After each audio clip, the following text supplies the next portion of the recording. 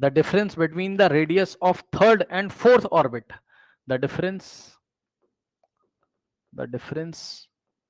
between the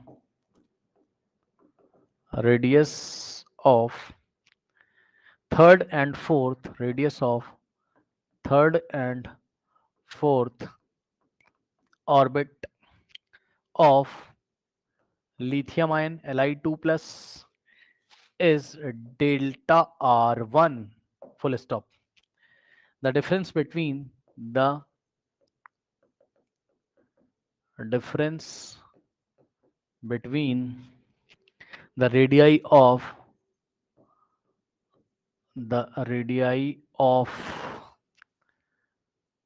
third and fourth orbit of third and fourth orbit of He2 plus He single plus is delta R2.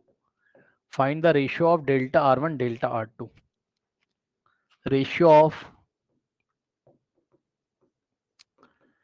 delta R1 and ratio of delta R2 is to delta R2. Delta R1 is to delta R2 is options. Option A 8:3. Option B 3:8. Option C 2:3. And option D 3:2. Correct. No अब ध्यान दो जरा, देखो अब बताइए, पहले आप इसकी बात करो, किसकी? डेल्टा R1 की. तो डेल्टा R1 क्या है बताओ? डेल्टा R1 क्या है बताओ? ये है किसके लिए? लिथियम आयन के लिए. लिथियम आयन में 1 ही इलेक्ट्रॉन होता है, तो आप सारे फॉर्मूले लगा सकते हो. किसके? बोर मॉडल के. ठीक. तो difference between the radius third and fourth, यानी कि थर्ड नंबर के ऑर्बिट का और फोर्थ नंबर के ऑर्बिट का रेडियस का डिफरेंस देके रखा है. तो डेल्टा R1 कैसे निकालोगे? इस फॉर्मूले से 0.529 अपॉन 0.529, ये लिथियम के लिए लगा रहे हैं, अपॉन में z कितना होता है एटॉमिक नंबर लिथियम का? 3. चेक कर लो. और n2 square minus n1 square है ना. तो n2 बड़ा वाला और n1 छोटा वाला. तो बड़ा वाला ऑर्बिट नंबर कितना है? 4. तो 4 का स्क्वायर माइनस छोटा वाला कितना है? 3. तो 3 का स्क्वायर. ठीक. अब इसको आप सॉल्व कर लो. कितना आ जाएगा? 0 पूरा नहीं सॉल्व करना है, बता रहा हूं क्यों. ठीक. अपॉन में 3 और इनटू में 4 का स्क्वायर 16 माइनस 9. 16 माइनस 9 कितना हो जाएगा भाई? 16 माइनस 9 कितना हो जाएगा? 16 माइनस 9 7. ठीक. 7.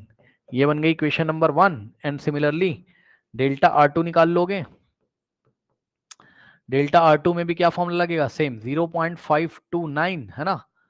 और अपॉन में एटॉमिक नंबर सेकंड किसके लिए बात करी गई? He2 plus He single plus. एक प्लस है, इसमें 2 इलेक्ट्रॉन होते हैं, हीलियम में एक निकल गया तो एक ही इलेक्ट्रॉन बचा, यानी कि बोर के सारे फॉर्मूले लग सकते हैं. ठीक. तो क्या करेंगे भाई? इसका z कितना होता है? 2. ठीक. तो यहाँ पे z की जगह हम 2 रखेंगे इन द ब्रैकेट. अब इसके ऑर्बिट नंबर बड़ा वाला कितना है? 4. तो 4 का स्क्वायर माइनस छोटा वाला कितना है? 3. 3 का स्क्वायर इज इक्वल्स टू 0.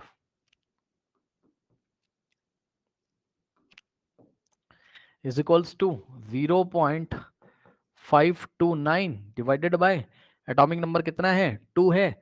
और 4 स्क्वायर में वापस कितना आ जाएगा? 7. ये इक्वेशन नंबर 2 बन गई. और उसने आपसे क्या मांगा था? Delta R1 by delta R2. तो निकाल लेंगे ratio. Delta R1 by delta R2 is equals to, जब इसको उठा के इससे डिवाइड करोगे, ठीक, तो सब कुछ कट जाएगा. 2 जाएगा ऊपर, 3 नीचे आएगा. चेक कर लो. 2:3 आ जाएगा. ठीक. 2:3 आ जाएगा. ठीक है स्टूडेंट्स.